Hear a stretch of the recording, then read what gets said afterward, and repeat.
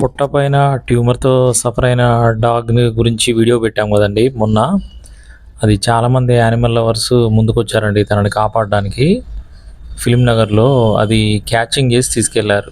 ఓ animal lover అక్కడ లోకలు ఈరోజు hospital తీసుకెళ్లారండి. లోపల పుట్టలో ఇంకా 2 ట్యూమర్స్ ఉన్నాయంట. రిస్క్ అవుతుందని చెప్పారు, కానీ ఉన్నా కూడా రిస్కే. అది సర్జరీ టైంలో కూడా చాలా రిస్క్ అవుద్దని కూడా చెప్పినా కానీ తనకు అది రిమూవ్ అయిపోతే హ్యాపీగా ఉంటుందని మేము ముందుకే వెళ్ళామండి సర్జరీ చేయించేందుకు.